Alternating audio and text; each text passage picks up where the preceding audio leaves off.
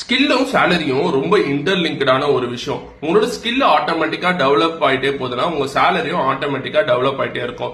உங்களோட skill identify பண்றதுக்காக இந்த 3 விஷயத்தை மட்டும் பண்ணி வச்சுக்கோங்க. ஃபர்ஸ்ட் விஷயம் உங்களோட ஸ்கில் மார்க்கெட் லெவல்ல எந்த லெவல்ல இருக்கு அப்படின்னு சொல்லி ஐடென்டிஃபை பண்ணி வச்சுக்கோங்க. அது ஒரு சர்வைவிங் ஸ்கில்லா இருக்கா, இல்ல ஒரு டாமினண்டான ஸ்கில்லா இருக்கா, இல்ல இப்போதைக்கு தேவைப்படுறதுல இந்த ஸ்கில் தான் ரொம்ப முக்கியம் அப்படின்னு சொல்லி இருக்கா அப்படின்னு சொல்லி ஐடென்டிஃபை பண்ணி வச்சுக்கோங்க. ரெண்டாவது விஷயம் உங்க ஸ்கில் உங்க கம்பெனிக்கு எந்த லெவல்ல தேவைப்படுது அப்படின்னு சொல்லியும் தெரிஞ்சு வச்சுக்கோங்க. ஏன்னா உங்க ஸ்கில்ல பேஸ் பண்ணி தான் பிசினஸ்ல நடக்கிற நிறைய விஷயத்தை உங்களால சால்வ் பண்ண முடியுதா அப்படின்னு சொல்லி புரிஞ்சு வச்சுக்கோங்க. மூணாவது விஷயம் இந்த ரெண்டுமே உங்களுக்கு கேப் இருக்குன்னா உங்களோட ஸ்கில் கேப் இருக்குன்னு அர்த்தம். அப்போ கண்டிப்பா உங்க ஸ்கில்ல நீங்க திருப்பி ரீஒர்க் பண்ணி உங்களோட ஸ்கில்ல நீங்க டெவலப் பண்ணிக்கிற மாதிரி பாத்துக்கோங்க. இந்த ஸ்கில் எல்லாமே உங்களுக்கு டெவலப் ஆயிட்டு இருக்கு அப்படின்னு சொல்லி நீங்க ஐடென்டிஃபை பண்றீங்கன்னா, உங்களை டெவலப் பண்ணிக்கிறீங்கன்னா ஆட்டோமேட்டிக்கா உங்க சேலரி டெவலப் ஆயிட்டே போவாங்க. இந்த பேசிக்கான இன்ஃபர்மேஷன் எல்லாரும் தெரிஞ்சு வச்சுக்கோங்க. சப்போஸ் இது எல்லாமே இருக்கு ஆனாலும் எனக்கு சேலரி ஹைக் ஆகணும்னா யோசிச்சு வேற என்ன